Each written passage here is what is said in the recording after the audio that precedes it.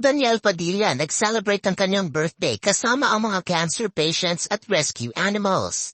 Nagdiwang din ang kanyang birthday celebration sa Tanawan, Batangas.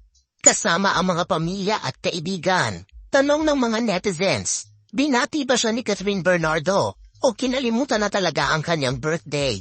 Ito ang buong storya. Ipinagdiwang ni Daniel Padilla ang kanyang ika-29th birthday celebration noong April 26.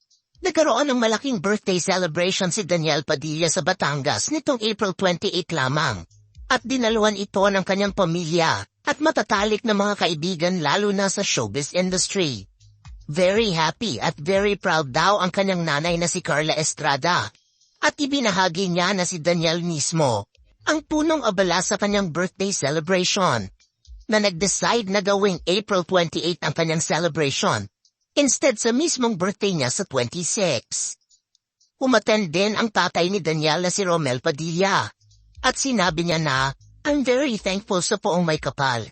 Walang guhit ang pasasalamat sa pagiging mabuti niyang anak, mabuting kaibigan. Ang buhay ngayon, nararamdaman natin ang ups and downs. But at the end of the day, ang makakasama mo talaga is pamilya mo and tunay na kaibigan.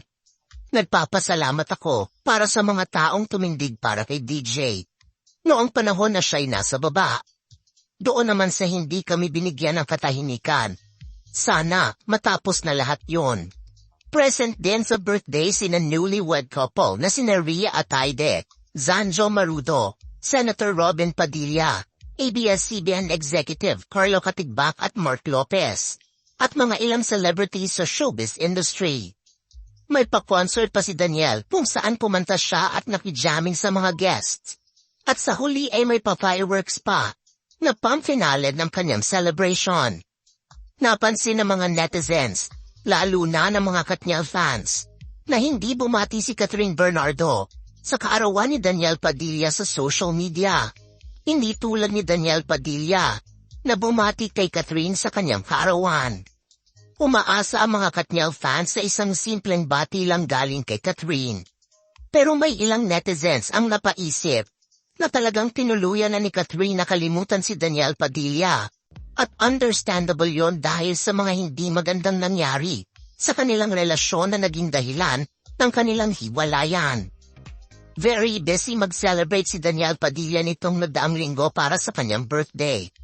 Una ay pumunta siya sa Center for Health Improvement at Life Development House para sa mga cancer-stricken patients.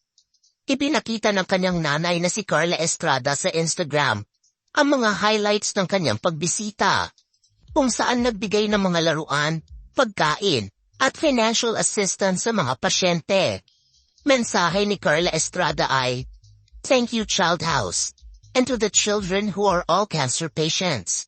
God bless and all be well soon. We will always be here to support and pray for you guys. Thank you for the years of friendship. God bless you all. God bless you, my son." Sumunod naman ay nag-celebrate si Daniel Padilla sa isang animal shelter para sa mga abandoned animals sa Arayat, Pampanga. Nag-share siya ng mga photos sa kanyang Instagram account, kung saan makikita ang pagbisita niya sa nasabing animal shelter. Namahagi siya ng mga pagkain at gamot sa mga rescued na mga aso at pusa. Ano ang masasabi niyo sa birthday celebration ni Daniel Padilla? At ang mga Katniels na napansin ang hindi pagbati ni Catherine kay Daniel? Just comment below.